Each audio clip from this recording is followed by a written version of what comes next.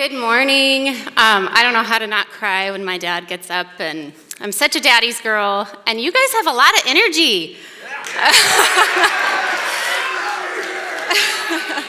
Spring break must have treated you well. I am here just to tell my story, but it's not my story at all. It's really the story that God has given me, and it's a privilege to be able to share it with you. And I hope as you make the push into the last quarter, this is just a great encouragement. It's going to be up and down, so just hang with me as I get through the things that I have to share today. Proverbs 19:21 tells us that we can make many plans, but the Lord's purpose will prevail.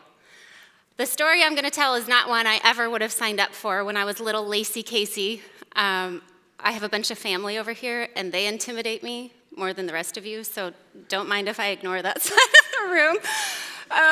Any of them sitting over there would tell you there's no chance she would ever stand in front of a crowd. I was the one hiding behind my parents' legs at restaurants and not able to talk to adults and just super shy and timid. And I had my own plans, the Cinderella story, like marry a prince and live happily ever after, and that was my plan for my life. I'm going to go back a second. When I was about 8 years old, I was so shy, my parents decided, they started to get worried about me. Like, she needs to come out of her shell, she needs to find some confidence. So my mom got a horse. She was raised with horses. And it was at the barn that they started to see me finding confidence and joy and happiness with horses. So they got me a horse, and that became my passion. I competed on a lower level for a long time, and then I wanted to be really good, because even if I'm shy, I'm highly competitive, and I want to win at whatever I'm doing. So I became very committed, spent hours and hours and hours at the barn, and that was my life. I accepted Christ as my Savior when I was 8 in a car ride with my parents. I was sitting in the front seat next to my dad, and we prayed together. And I knew it was a great thing, and I knew I believed, but I never really knew how much I would need Jesus. Come into my high school years, I was always a great kid. I was always the good one out of the four of us, I'd like to say. You could just look at me cross, and that was enough to set me straight on my path. I really didn't get into a lot of trouble. But then came my sophomore year of high school. I got home to Colorado. We had been at my brother's hockey tournament all weekend, and we got home, and it was back in the day when you had the big message machine sitting on the desk, and I pushed the button because there was a message. And it said, "Kacey, there's something seriously wrong with Mark." Mark was one of my best friends at school. So I called Mark's house. His brother answered, and I said, "Hey, Mike, can I talk to Mark?" And he said, "No, how did you not hear? Mark's dead." And I dropped to the floor, and he said, "He killed himself last night." I didn't even know what to do. There was no ability to process this loss. Friday, Mark was there. Sunday, he was not. And my group of friends and I spiraled down very quickly. Teenagers are not equipped to handle emotions like that, situations that we're not prepared for. And a month later, Mark's best guy friend did the same thing. So within this month, our group of friends experienced loss that we never could have imagined. We were angry. I was angry at God. I quit eating. I was incredibly depressed. And one day, my parents got a call from one of my friends that I had my own suicide planned for 3 o'clock that coming Sunday in my parents' barn. And it was at this point my parents didn't know what to do with me. They didn't want to push me over the edge, but they were terrified to lose me. And my mom explains it as she was standing at the top of a big black hole and just barely hanging on, and Satan was just trying to rip me down that hole, and they were about to lose me. So they took control, complete control of my life, and I could not have been more angry about it. I was sleeping in their floor. I wasn't allowed to lock the door when I went to the bathroom. I wasn't allowed to go to school. I went to work with my parents. I'd go to youth group, and they would sit outside and make sure I didn't leave youth group. They did everything to fight for me when I couldn't fight for myself, which, looking back now, I'm incredibly thankful for. But given that dark circumstance, and only being allowed to go to church, they put light around me, people who were full of light. And that quickly pulled me out of the trenches. Within, a couple months, that dark spell was over. Started showing my horses again, and then that summer, a third boy from our group passed away, unexpectedly from leukemia. That's when I realized I need a new start. I'm out. I got to go somewhere new. So we went to Columbine. My parents like to say I went to the safety of Columbine. And while we were there, I didn't do a lot with the school. I didn't go to football games. I wasn't really involved in that because I was so competitive on my horse and wanting to get to the world championships. So 2 weeks before the world championships, not the world championships, a show, my horse trainer died on the exact anniversary of one of the suicides. And it was just devastating, a year full of loss. And this was the show on April 18th, 1999. I had just lost my horse trainer, and this was my first show after she had died. And I wanted to make her proud. And with this show, I won everything, and I qualified for the World Championships. It was super exciting, everything that I was hoping for. And at this show was when I started to think that Julie, my trainer who had died, she had been suffering cancer for a long time. She gave me a glimpse into what joy in suffering looked like. And I didn't know that I was getting a lesson from her in that, but that was definitely a seed planted, that she just lived with so much joy for Jesus, even though she was in the worst of circumstances. 2 days after that show, Columbine happened. How many of you were alive when Columbine happened? Not very many. That is crazy that it's been that long, because it feels like it was yesterday. I went to school that morning just like any other morning, except as I stepped out into the garage, something told me I should go back and tell my mom that I loved her. So I turned back in and I said, "Love you, Mom." And she yelled, "Love you, Case," and I drove to school. Well, about lunchtime, I went to a locker with my best friend. We shared a locker to look for her, because every day we drove home for lunch. My mom had cookies and sandwiches, and we would only be there for 10 minutes, but we'd shovel in the food and run back to school. And so I went to look for Lindsay at the locker to go home. Well, she wasn't there. So I wandered the school looking for her, and when I couldn't find her, I was headed past the library to go to my car when I realized I didn't have time to make it home. So for the one and only day that whole year, I went and sat in the library. You'll see in the bottom left corner of the screen, there's a window being shot out. That's where I was sitting, right in front of that window. And I was sitting there reading a magazine, and we heard some noises outside and kind of looked and didn't notice anything. But then just a minute later, a teacher came running in screaming at us. There were boys outside with guns. "Get under the tables, hide your heads." And you could tell from the panic in her voice that this was very real. But it took probably 10 seconds for us to actually believe it and move. And then she just kept screaming, "Get your heads under the tables." So we did. About 10 feet in front of me, you'll see the computer tables. And there's the one that's been shot out. On the other side of the table, under that little spot, is where I was hiding. It wasn't maybe any bigger than this podium. So I get down there, I'm hiding. I pull a chair in next to me, and I think, I've got the best hiding spot. They can't see me here. And I just started to pray. And as I was praying, the only words that came to me were, "God, help us." There was nothing else. There was nothing else to save us. We were just at his mercy. And so I'm sitting there, I'm praying, and as the shooters came into the library, there was this wave that rolled across the floor. And it rolled across the floor, and it felt like it punched me in the stomach. It took my breath away. It was so heavy. It was so terrifying. It was so intense.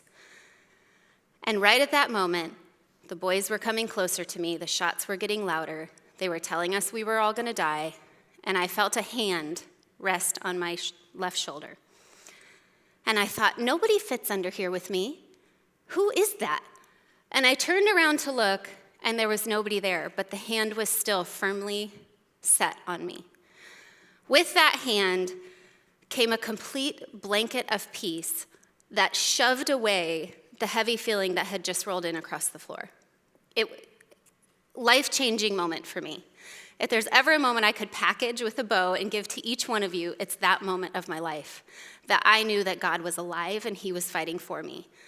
And with that blanket of peace, I heard, "You're going to be shot, and it's going to be okay."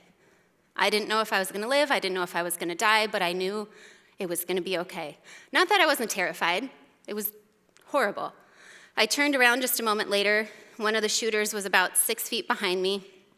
He knelt down, and he was pointing the gun at the boy who was hiding in the spot next to me. He didn't have a chair protecting him, and I knew that was a problem. I didn't want to watch what was happening, and I knew I was next. So I turned around, plugged my ears, and crouched as low as I could. I remember hearing the shot that killed the boy behind me. I remember hearing the shot that hit me. In slow motion, it hit me, and I saw my arm fly out in front and kind of land on the floor in front of me. And it knocked the wind out of me, and he told me with very bad language to quit my complaining. I thought he was going to shoot me again to make sure I was dead, and so I pretended to be dead. I quit breathing, I closed my eyes, hoping he would move on, and he did. And when he got just far enough, I looked at the damage, and it was so bad. It had come in through the back of my shoulder. I had a 4-inch hole through the front of my shoulder, through my hand, which was plugging my ears, straight across my neck, and into this hand. It was getting really hard to breathe. My neck was swelling, and I couldn't move my arm at all, and I was just trying to stop the bleeding. A couple minutes later, we had our chance to get out. So we got up and ran. I couldn't get up. I couldn't move that chair beside me, and everybody else is running to freedom. So I asked for help, and a boy came to help me, not yet knowing that his sister had already been killed. He pulled me to my feet. We ran out. You'll see the police car with students hiding behind it. I don't know if that's us, but we were in that exact situation. So we're sitting there bleeding. Another police car comes, makes me get in, drives me somewhere else, makes me get out. Another one comes, and finally I arrive at this triage area. Now I'll show you a close-up in just a second, but this is the news clipping on the front of USA Today that my parents woke up to the next day. That's me, about to be loaded into an ambulance right next to the boys who just did this to me, and all my classmates. So there I am. You can see the bullet graze straight across my neck, and I'm laying in this grassy field. And I'm still not crying, and it hurts really bad, but I've still got the fight or flight. And somebody comes to me and says, "Who can I call?" And I said, "Well, call my mom. She's expecting me for lunch." So this man with his big, bulky cell phone calls my mom, and he asks me, "Do you want to talk to her?" And I said, "No." Well, he told my mom, "I'm with your daughter. She looks like she's been hit by a grenade, and she can't talk to you." Can't and won't are two very different words that he said the wrong word. So meanwhile, I'm going to back up to my mom's story for just a second. She's been at home waiting for us this whole time, for me and Lindsay to walk through the door. She remembers pulling the cookies out of the oven, and as she was doing that, she saw the clock on the oven, and she dropped the cookies, because she knew we should have already been home, and she just had this horrible feeling that something was wrong. So she ran in the other room, turned on the TV, and all over the TV, guns and bombs at Columbine, and she just knew I was going to be hurt. So she called my dad, who you just met, and he's in a meeting at work, and she tells his secretary, "I have to talk to him right now. Pull him out of the meeting." So he comes out, and she says, "There's guns and bombs at Columbine. I know Kacey's been hurt. You have to come home." And he told her, after the year she just had, there's no way that out of 2,000 students, Kacey's one of the ones that got hurt. And he went back to his meeting. So mom stays home. Sorry, Dad. The unthinkable. So he goes back to his meeting. Mom's sitting there, and she just knows she's going to get a phone call. So then she gets this phone call from the man who's with me that I can't talk to her. I look like I've been hit by a grenade, all those things. So she calls him back and says, "I told you so, get down here." So Mom drove in as I was driving out. But it's important to note that while I was being loaded into the ambulance, I did notice the men in uniform. And I was 17, and men in uniform when you're 17 are very cute. It does not matter what condition you're in, apparently, you still notice these things. So they're loading me into the ambulance. I'm dying. And they drop my favorite shoe, and I make sure, you guys pick that up. You got to bring that. So they get my shoe, and then we get in the ambulance, and I'm covered in blood, and they're telling me, we're going to have to cut all your clothes off. And I just was so humiliated. It was just awful. So we get to the hospital, and at this point, I still haven't cried. But then my dad walks in to the hospital, and I felt so badly that my parents were walking into this story. I knew what I'd put them through. The year before was horrible. They already thought they were going to lose me, and here they were losing me again. And he walked in, and I said, Daddy, did you see the hole in my arm? And he goes, yep, I see it. And I just started crying because I felt so badly for them. And it was a whirlwind. At the hospital, you'll see here, on the right, is that your right or your left? On that side is a normal shoulder. That's what it's supposed to look like. And then there's mine. It's completely disintegrated. All the bones were turned to dust. And I was at serious risk of becoming an amputee. And they were trying everything to keep me from becoming a 17-year-old amputee. They talked across the nation to different doctors. After first giving me blood transfusions and saving my life, it turned into, all right, we've saved your life, how do we save her arm? Well, that's when we started to learn about bone donation. Any of you know that you can donate bones, not just organs? Is that a known thing to you? We knew that organ donation was a big thing, but we had never heard that you could donate bones.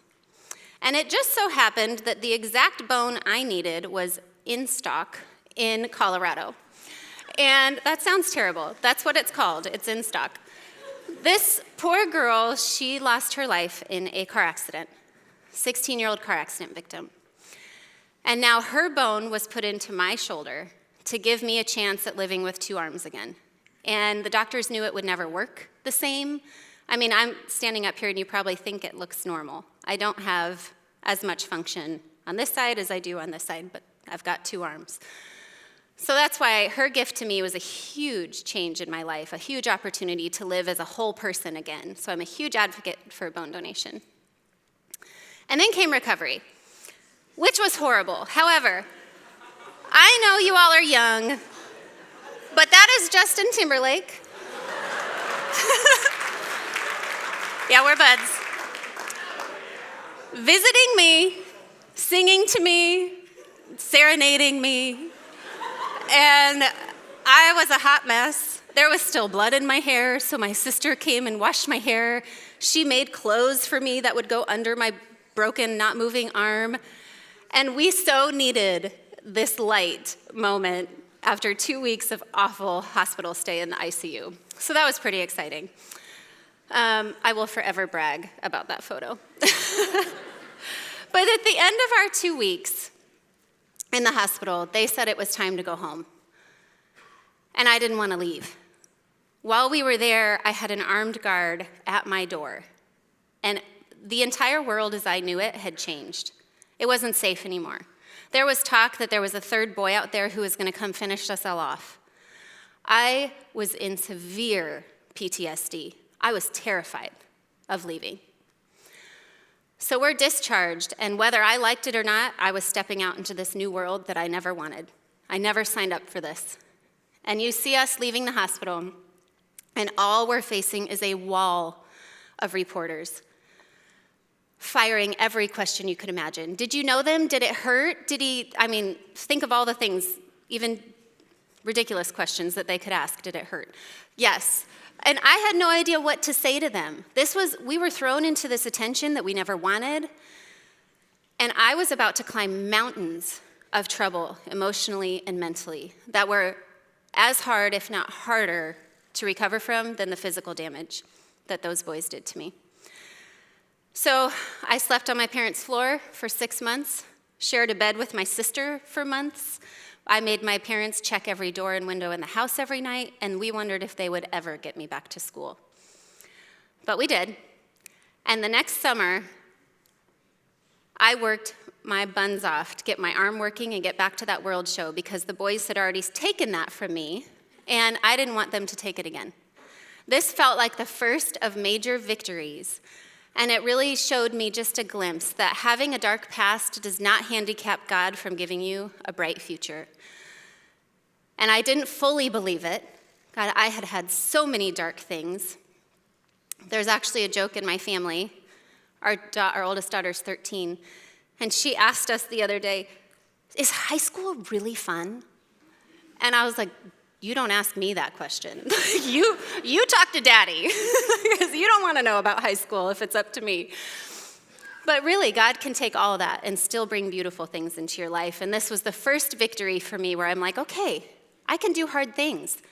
And when we were in the hospital, I remember the first night, I don't remember this, but Dad remembers sitting with me, and I'm severely drugged, and I'd wake up, "Hey, Daddy, there were two barrels in the gun," and I go back to sleep. "Hey, Daddy, those boys are really mean to me," and go back to sleep. And he says, sitting in that hospital chair, watching our life crumble, he knew we needed the year of suicides. We needed everything God did in our family that year to prepare us for what we were going to go through with the recovery after Columbine. I went on to be a nurse, an oncology nurse. After a couple years of that, my arm quit working and I wasn't allowed to work anymore. But I did get my Prince Charming and met Patrick. Isn't he cute? Oh my gosh. Oh my gosh. Yeah, he's cute. So we got married, and he had no idea what he was getting himself into with all the baggage that I came with, but he's just a very godly man, and he provides so much patience and encouragement. But after I lost my job as a nurse, I was really struggling because that was another thing that evil stole from me. And I felt like that was my identity. Like, who am I now? I can't work. I'm not a mom. I'm just this struggling person still controlled by all the evil intentions of these boys. And just to note, this is my parents at our wedding day. I did realize this whole time that every next exciting moment was a moment that 13 of my classmates never got to experience. And they've never, make me still cry. My parents appreciate that too. They got to see me get married. They got to have grandkids. And 13 of our classmates never got that opportunity. It was when I became a mom, so this several years after Columbine, that I realized I was only surviving still. I wasn't thriving yet. And I knew God wanted more for me and had more in store for me than just surviving. And I didn't want my kids to be raising under my survival. I didn't want them being raised under my fear. And I realized, who's still controlling my mind? Because it's not God. I haven't chosen his freedom yet. And I thought back as a mom to that moment in the hospital when the hand got set on me, and how that's forever been a gift of any time there's doubt. I know that in the very darkest of all moments, when literally the only hope I have is Jesus, he showed up. And I knew that this verse is true. The law of the Spirit who gives life has set you free from the law of sin and death. But I had to choose it. And as a mom, I finally chose it. There was a video of the boys after Columbine that some of us victims and families got to go see. These two boys spit such awful words and evil words into the camera, telling the victims, "We're going to haunt your nightmares forever." And they were. They were still haunting my nightmares. They were still destroying my confidence. They were still messing with my faith. But when I realized to choose the hand, it set me free from all the darkness that was still trying to destroy me. And that is how I started thriving again and not just surviving. Then I got asked to speak. Now remember, I'm Lacey Kacey, and I'm super shy, and I don't do this. And this is my surgeon, and he asked me to come do a presentation with him, and I said no. He said, "Please come just tell your story. It's just a small crowd. I'm going to share your medical story. You just come." And I thought, well, he saved my arm. I guess I owe him one. So I went. And I stood in front. He said small crowd. There was 1,100 people in this crowd, and I shook and I cried, and I got off the stage as fast as I could, and he said, "Oh, you're not done. They get to ask you questions. Come back up." And I was devastated. The funny thing is, when I got out of there, I told Patrick, I'm never doing that again. I'm not doing that. On the way home, we got 2 more calls for requests for me to come share my story. And I tell him no, You'll see our daughter in just a minute. Her name is Bentley. And when she was little, if she didn't want to do something when she was 2, she would say, "Might not want to." No thanks, might not want to. So when these requests kept coming in, I was like, God, might not want to. Might not gonna do that. You don't know what you're doing. And then I realized it wasn't my story he needed shared. It was his story of faithfulness and goodness from hard things. And so I started sharing more. He qualified me. He found a way to make me comfortable up here enough to work for his kingdom, which is really what it's all about. So I started speaking. Now, because I'm up here and I have just a couple minutes, I'm going to tell you about my cute kids. So, Mallory is the first one. She's 13. She's a competitive swimmer. She's really bright and super fun and also sassy because she's 13. And then there's Logan Joe. And I'm going to tell you just a sweet little something about Logan. She was born with a genetic eye disorder. So she has low vision, and she struggles with a disability. And that is one of the greatest gifts God gave me, that I am a mom with a disability to a child with a disability. Never in our family will Logan be alone or the only one who struggles and has to figure out how to overcome. I get to be that right next to her and live as an example of you can do hard things. And then there's Bentley. Everybody wants to be her. She's so fun. I want to be her. She is just the light of every room. And then there's little Corbin. And he's mama's boy, and he still snuggles and gives me kisses, and he better forever. So he's cute. And we stole them from Colorado and moved them to North Carolina, and my parents are not super happy about that. So this is our move to North Carolina, and this is why, because there's beaches there, and it's warm and lovely. So a couple years ago, we're walking on the beach. And Mallory, it's just me and Mallory, and I'm carrying the bucket, and she keeps picking up all these shells off the floor, or off the beach, and putting them in. And I'm like, ugh, that one's broken, and I throw it back, or that one isn't, I don't like the color of that one one's messy, and I kept throwing them back. Mom, I liked that one. And she'd bring it back and put it in the bucket. And it was this real eye-opening moment for me as she's picking up all these broken seashells. I'm like, that's the way God sees us. We are the broken seashells. Every shell she put in had, you can see them right there, a gaping hole in it, like the hole in my shoulder, or a scar hidden on the inside that you can't see. And every one of them, broken, scarred, dirty, was a treasure to her. And that's who we are to Christ. And we're all broken, and we're all scarred. And I have this big national story, so it's very public. But that doesn't overshadow or lessen the other struggles that people go through. And as I wrote my book, people said, well, how are you doing so good after everything that you have been through? How can you even live a normal life? Well, it didn't happen overnight. I didn't just say, okay, I can do this. It's fine that all happened to me. I'm good. No, it took years, and it took every page between chapter 1 and chapter 10. And every page along the way, you can see God's stamp on it, preparing for me for each next thing. And with that, I also tell them, people say, God will never give you something more than you can handle. Well, it's not me that could handle it. I just said a list of things that I cannot handle. Nobody can handle the things that have happened to me. I cannot imagine going through any of that stuff without knowing the eternal hope of Jesus. It would have been devastating. This is super interesting to me. I picked a word for this year. Anybody else pick a word for this year?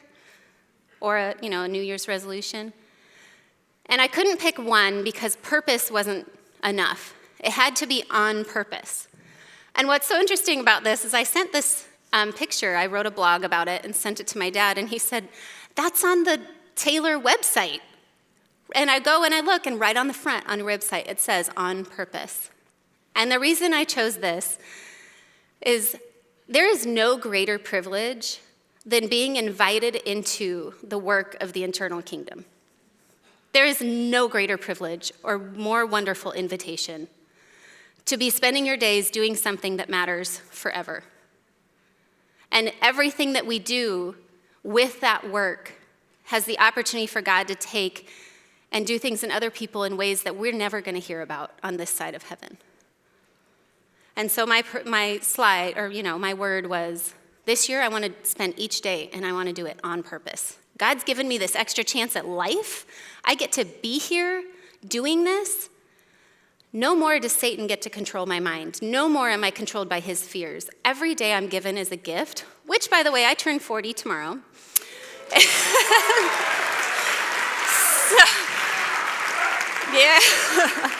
So you're getting the best last day of my 30s, and I'm not worried at all about turning 40 because I almost didn't get to live past 17. So it's very exciting to me. And you know that this verse, and we know that in all things, God works for the good of those who love him. It's so easy to doubt that. We doubted it. I thought for years, nothing good can come from any of this. This is all bad. And it was all bad. But this verse doesn't say in the easy things God can do good, or the simple things, or the things that make sense. It says in all things, God can work for the good of those. He has proved to be faithful in my life in that way, and I know he'll be faithful in yours. And as you enter into this last push to the end of your school year, I hope that you wake up each day choosing to live it on purpose for his glory and the eternal kingdom of God. Thank you.